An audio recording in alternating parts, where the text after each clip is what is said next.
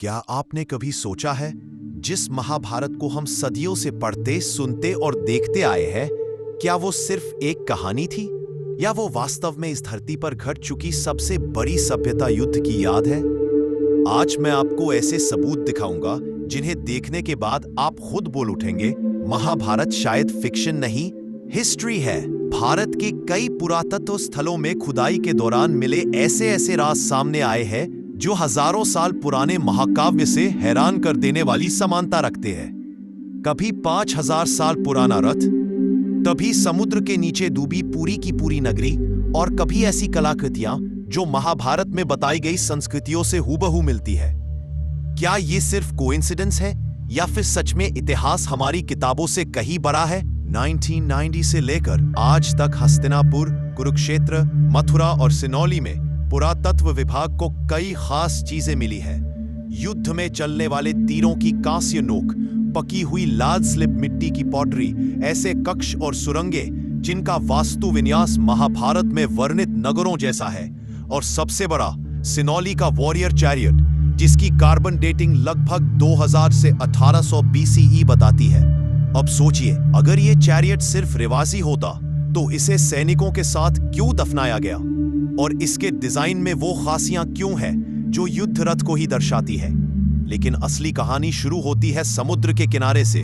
द्वारका समुद्र की गहराइयों में आज भी मौजूद है। विशाल दीवारों के खंडहर, घिरे हुए शहर का नक्शा और बंदरगाह जैसे स्ट्रक्चर। समुद्री पुरातत्व विशेषज्ञों का कहना है कि ये संरचनाएं 3000 से 1500 BCE के बीच की लगती है। महाभारत में साफ लिखा है, कृष्ण के स्वर्गारोहण के बाद द्वारका समुद्र में समा गई, और हजारों साल बाद वैसी ही एक डूबी हुई नगरी समुद्र के तल में मिली। क्या यह सिर्फ संयोग है? सबसे दिलचस्प बात यह है कि महाभारत के युद्ध की तारीख केवल कहानी नहीं, बल्कि खगोलीय घटनाओं से भी जुड़ी है। कई शोधकर्ताओं ने महाभारत में वर्णित ग्रहण, नक्षत्र योग, ग्रहों की स्थिति को कंप्यूटर मॉडल में डालकर देखा, और उनमें से कई मॉडलों ने 2800 से 1300 BCE की अवधि को महाभारत काल से जोड़ा। मतलब जो युद्ध हम आज कहानी मानते हैं, उसके लिए खगोलीय साक्ष्य भी मौजूद है। अब सवाल उठता है, क्या महाभारत पूरी तरह इतिहास था, या इतिहास और आध्यात्मिक प्रतीकों का मिश्रण? हो सकता है कई घटनाएं वास्तविक हो, कई पात्र वास्तविक हो, और कई बातें समय के साथ कथाओं और आध्यात्मिक संदेशों का रूप ले चुकी हो। जैसे पांडव 5 गुण, कौरव आंतरिक कमियां, युद्ध मनुष्य के भीतर का संघर्ष, और गीता एक जीवन वर्षन। एक बात तो तय है, इतने विशाल प्रमाण, इतनी जगहों का मेल और इतने ग्रंथों की संगति एक ही ओर इशारा करती है। महाभारत महज कहानी नहीं, बल्कि भारत की सभ्यता का एक प्राचीन अध्याय हो सकता है। आप क्या सोचते हैं?